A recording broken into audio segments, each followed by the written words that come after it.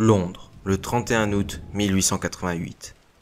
Dans le quartier déshérité de Whitechapel, il est 1h du matin, l'heure de fermeture des pubs, quand une prostituée sort, en titubant, pour tenter de gagner quelques sous, pour se loger le reste de la nuit. Mary Ann Nichols, dite Polly, âgée de 43 ans. Elle est alcoolique et se prostitue dans la rue depuis 8 ans. Un homme suit la malheureuse. Ses pas résonnent dans les ruelles désertes et obscures de l'East End. La silhouette de l'inconnu accoste Polly, et ils partent ensemble vers Bucks Row, une ruelle sordide, plongée dans l'obscurité. Soudain, l'éclair d'une arme blanche jaillit. Personne ne le sait encore, mais c'est le début de 10 semaines de terreur à Londres, où va régner un mystérieux assassin qui sera connu sous le nom de Jack l'Éventreur. Dans le quartier de Whitechapel, les femmes n'ont souvent qu'une seule solution pour échapper à la misère, c'est de se livrer à la prostitution. En 1888, on estime le nombre de ces infortunés à environ 80 000. 5 jours après le meurtre de Polly Nichols, plusieurs articles font état de témoignages de prostituées qui disent être menacées depuis plusieurs mois par un homme d'une quarantaine d'années portant une casquette et un tablier de cuir. Surnommé tablier de cuir, c'est le premier suspect historique des crimes. Cette piste est encore renforcée le 8 septembre 1888 après la découverte du cadavre d'Annie Chapman, 47 ans, dans la cour du 29 Amberley Street. Un tablier plié en deux est découvert près du corps. Née Eliza Smith, Annie subsiste en faisant le trottoir. Il est environ 5h30 du matin lorsqu'un témoin l'aperçoit en discussion avec un homme devant l'immeuble du 29 Amberley Street. Cet inconnu est très certainement Jack l'Éventreur. Car, quelques minutes plus tard, un locataire entend une voix de femme s'écrier « Non !» suivi d'un bruit, quelque chose de lourd tombant contre la barrière de bois séparant les deux cours. Voici comment Madame Long décrit l'individu. Son teint de peau était sombre. Il portait un chapeau de chasse marron et son manteau était de couleur foncée. Il paraissait avoir plus de 40 ans et était d'une taille un peu plus grande que celle de la victime. À ses vêtements, on aurait dit quelqu'un qui s'efforçait de sauver les apparences. Il semblait être d'origine étrangère. Annie a été égorgée, mais elle a aussi été éviscérée, ses intestins étant placés sur son épaule gauche. L'assassin a emporté certains organes, l'utérus et ses appendices, la partie supérieure du vagin et les 2/3 de la vessie. Autour du corps ont été disposés de manière ordonnée 2 peignes, un fragment d'étoffe de mousseline et 2 pièces d'un quart de penny, comme une sorte de rituel.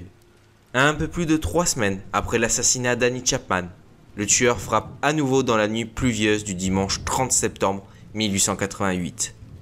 Mais cette fois-ci, il fait coup double, à quelques heures d'intervalle. Il est 1h du matin, lorsque le vendeur ambulant, Louis Diemsouch, découvre le corps encore chaud et indemne de toute mutilation d'une femme couchée sur le flanc gauche au 40e Berners Street. La main gauche tient encore un sachet de noix de cajou. La victime est identifiée comme étant Elizabeth Street, dit Longley, âgée de 45 ans. À 1h45 du matin, ce même 30 septembre, l'agent de police, Watkins, qui effectue une ronde, découvre le corps de Catherine Edwards, 46 ans, dans un recoin de Mile Square, allongé sur le dos, éventré comme un cochon au marché, déclare Watkins.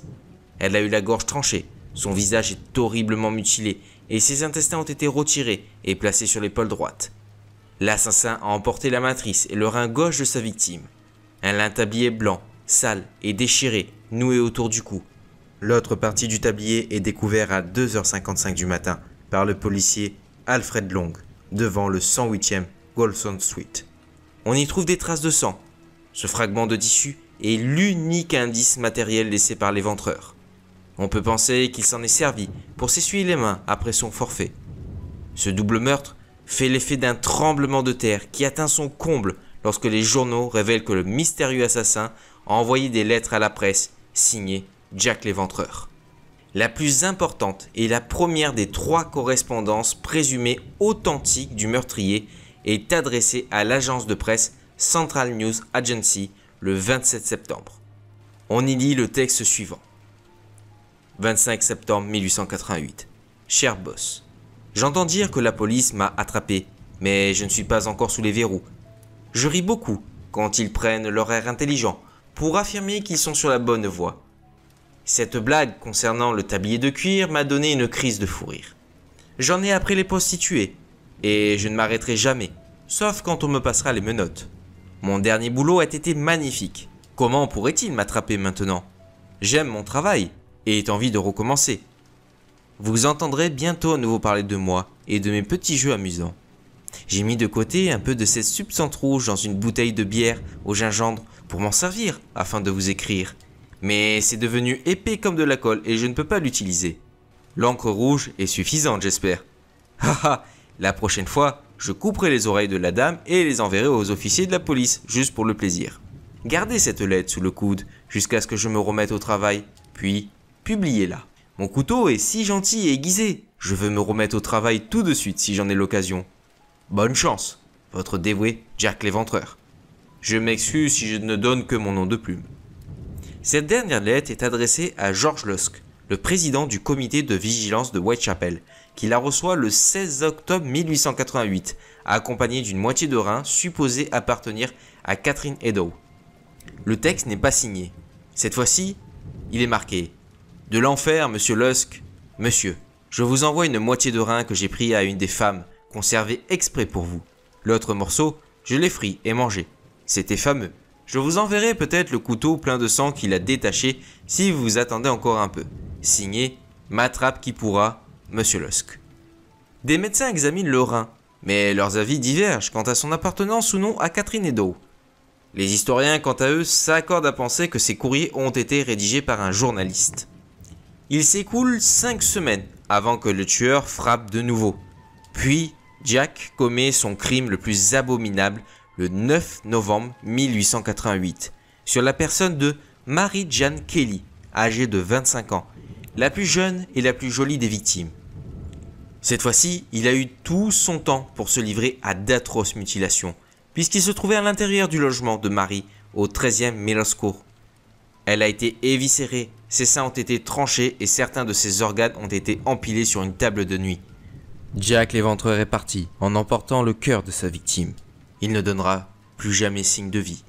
Les archives de Scotland Yard et du ministère de l'Intérieur ne permettent pas de désigner un suspect, mais un policier de rang, Melvick McNaden, a nommé 3 individus qui furent à l'époque soupçonnés des crimes.